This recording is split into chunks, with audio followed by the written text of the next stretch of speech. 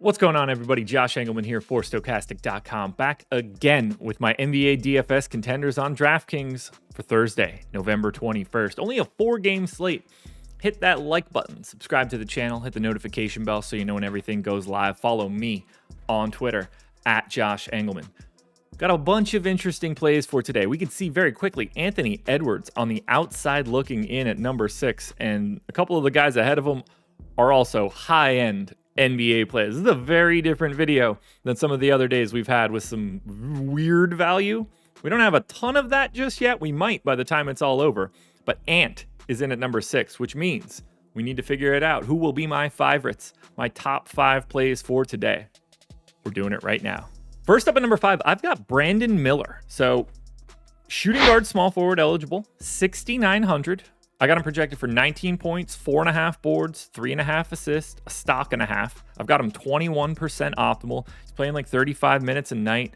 Offensively, he's looked really good as of late.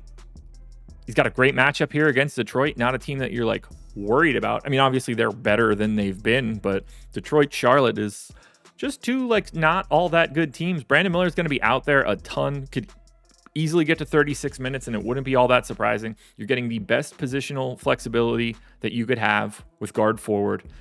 He just looks really good, and it's a 4-game slate, so getting to these dudes in the upper mid-range is something that you will just have to do, and I think Brandon Miller looks like one of the best options you can grab. In the number 4 spot, we're looking at Stefan Castle.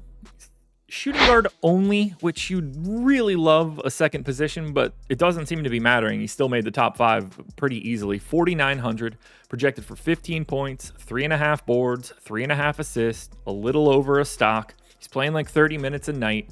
Wemby out, Sohan out, Vassell out, potentially Zach Collins out. Is he a talented offensive player right now?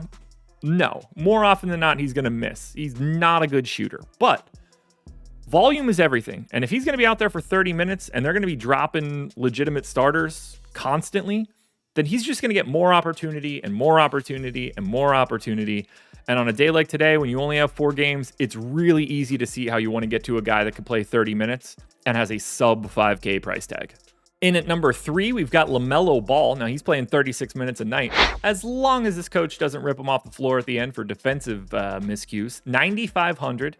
27 points, just shy of 8 assists, 5 boards, 1.8 stocks. I do find it very interesting. He's projected for a bunch of ownership, well more than Anthony Edwards. I don't think those guys are all that separated. LaMelo is a little bit better, and that's why you saw him get to 3rd where Ant was at 6, but it's hard to not want to get to LaMelo. We've already talked about how Detroit is uninteresting. We've already talked about his teammate Brandon Miller also looking good. It's easy to pay up for LaMelo today. I think we're going to have more than enough value to get to that 9K range or potentially into that 10K range for someone that might be showing up a little bit in the future of this little video here. But as I'm looking at LaMelo, maybe he takes that benching from the last game seriously, and we see a very different LaMelo Ball today, or at least a little bit more effort. He's already got exceptional talent on the offensive side. Gets a little bit more buy-in on the defensive side, things could look a little bit better. Now, I don't necessarily think that matters too much for DFS purposes, but we do want to get to a situation where we are not going to see the coach rip LaMelo Ball off the floor again in a closing stretch of a competitive game. For right now, he looks awesome, but I want those 36 minutes. This dude has been absolutely smashing for the past 2 weeks, and I want to do it again. Franz Wagner in at number 2, 36 minutes a night. 9,100, small forward, power forward eligible, 26 points, 6 boards, 5 assists, stock and a half. He's doing everything for Orlando offensively right now, and it's looked pretty good with no Paolo Banchero. The price tag is sobering. You see 9,100 next to Franz, and it's hard to believe, but this is a different Franz Wagner when Paolo Banchero isn't out there loading up 30% usage. Not that he shouldn't. Paolo Banchero, also really good. But we're getting a different version of Franz right now. And this could look even a little bit better. You know, if Rui happens to be out, that's going to make the Lakers defense at least a little bit worse when you're putting out, you know, more minutes to some of the lesser options for Los Angeles, I guess we could say. This spot just looks fantastic. Now, it's not the best matchup in that it's the lowest pace of any of the 4 games, But the offensive load that Franz Wagner is taking on right now can't be ignored. There's only one guy better than him, and he's on the opposite side of this game.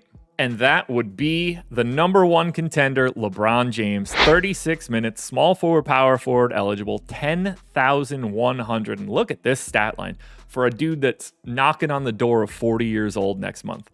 21 and a half points, almost 10 assists, 8 boards, close to 2 stocks. Again, matchup, not ideal against Orlando. And they've got guys that they can throw at LeBron. Like, you can get a very heavy, 22 really crazy minutes of John Isaac being out there trying to slow down LeBron James. But the change to his offensive game since they've removed D'Angelo Russell from the starting lineup and moved Cam Reddish into that role, or whoever they want to be in that 5th spot, or potentially 4th and 5th spot if Rui ends up out, LeBron's just doing everything. The assist numbers are up massively. He's still a rebounder. He obviously gets his buckets. That position, the price isn't a problem. We have plenty of value to go around. So if I'm paying up today, it's to my number one contender. And that number one contender is the greatest basketball player that has ever lived. LeBron James, number one. Alrighty, folks, that will do it. Those are my NBA DFS contenders on DraftKings for Thursday, November 21st. There is no FanDuel version of this video, but you can find the top 10 on my Twitter for both DK and FanDuel, and you'll get an update later tonight before we go live on Live Before Lock at 6 o'clock. So stay tuned. Lots of news. This stuff will move around. Good luck, everybody. We'll see you guys tomorrow morning.